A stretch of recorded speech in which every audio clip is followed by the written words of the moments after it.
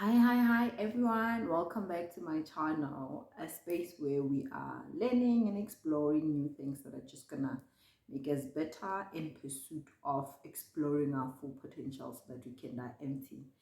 Today, we're celebrating the fact that I put on 10 episodes. Listen, if you know me, I like keeping to myself. So, as small as this milestone is, I am celebrating it, especially now that I've learned to celebrate just every milestone for me.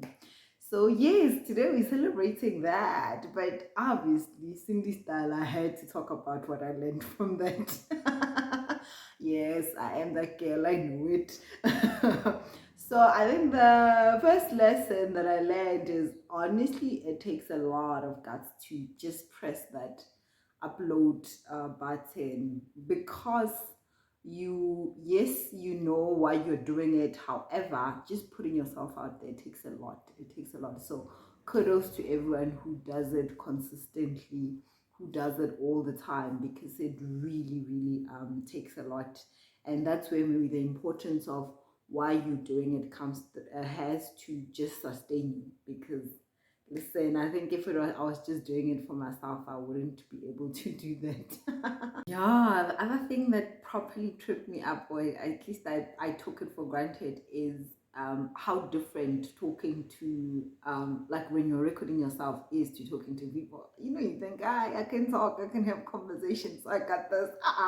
But obviously, I saw a bit of flames, because then you're like, okay, I repeated my words. When you're listening to yourself, you're like, I repeated some words.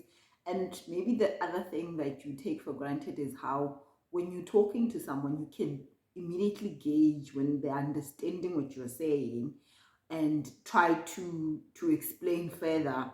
Where else, when I'm just talking to the monitor like this, I have to try and explain. So I might sometimes be over explaining or not explaining enough. So that's something that I'm still learning, and that will come with time. I think to expect myself to have mastered it by now would just be silly. So I'm not gonna be silly. And then the third thing is, it's honestly just embracing this learning phase. Learning is so uncomfortable. It's uncomfortable. I don't think there's gonna be anyone that says, "Oh, I enjoy learning," especially when I'm in that phase where you feel silly and you're like, "Oh my god, this could be so much better." It's uncomfortable, but it's necessary, because very few people move uh from being an amateur to being a pro quickly. For a lot of people it's a process, and you need to honor that. So I'm honoring that process. That's why I'd publish even though I'm like, yo, the picture is not great, I'm not sure, I sounded like I'm repeating myself sometimes, but because I knew that what I was trying to get at that point in time was to honor myself and saying I will publish when I said I'm gonna publish, and I'm actually going to start putting myself out there. So I'm very chuffed with myself for that. So obviously now, having published 10, I had to think about what kind of relationship I actually want to have with YouTube. A couple of months ago, I listened to a webinar by one of the great YouTubers, the guys from UK, Ali. Yeah, it's Ali Akbar. I hope I'm pronouncing his name right, but it's Ali. He's good. He's like proper good. So he was having a webinar about starting or growing your YouTube, and yeah. So what he said is that three phases to actually doing on YouTube. The first one is get going. So the get going is just start, and which I believe I've done. Just start, record and post. And in this phase, you need to give yourself grace, obviously, to say you're not going to be perfect, but just start.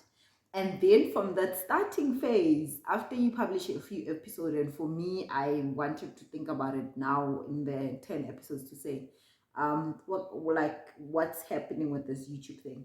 That's when he said, then ask yourself, what kind of relationship do you actually want to have with YouTube? Sounds deep, right? Like, is it a casual relationship or is it a serious relationship? So for me, I enjoyed it, even though it was scary and it's still scary. I think I enjoyed it for the potential I see in it. So I've decided I want to have a serious relationship with YouTube. But what does then a serious relationship with YouTube look like?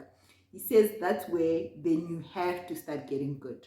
So obviously you started getting by just publishing, starting, but now because you're like, I actually want to have a serious relationship with YouTube, you need to start being good, so that more people can know about you, more people can watch the content, can click first of all, and actually even after they click, they can watch whatever you are saying from start to end.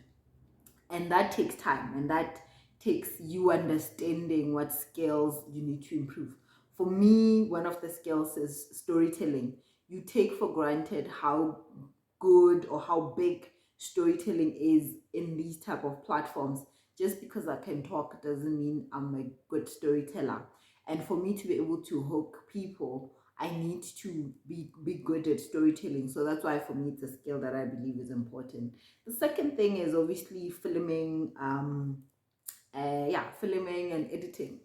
The lighting, guys, we buy these ring lights and we're like, no, we got it, but lighting, it's not that easy. You need to understand where is what light, like what kind of light works where.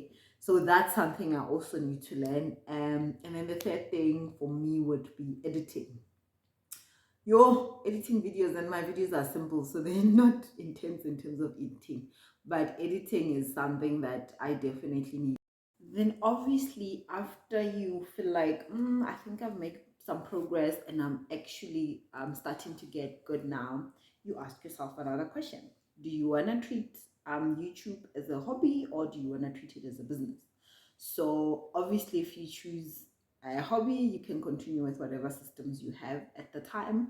But if you want to treat it as a business, then you need to get smart, because remember, what you're trying to do is make sure that it is a well-oiled machine. I believe even in the get good phase, you have to try and figure that out, because our lives are busy with a lot of stuff. So for you to be consistent, you need to find some systems that work. But here it becomes more important, because you need strategies in terms of how are you gonna grab sponsors to your program or bring more people to your channel. What systems are you actually creating to make sure everything works out better? And then also maybe like, what are you outsourcing, or are you getting more people to help you to just know that for yourself you just focus on the things that add more value to your YouTube channel? So that's that. Obviously I still need to get good before I can even think about this third phase, but I thought it was a good framework to actually start looking at YouTube, and I'm taking it and I'm running with it. So thank you so much for watching. You please, if you like this type of content, please like, and then I'll see you in the next video. I love you.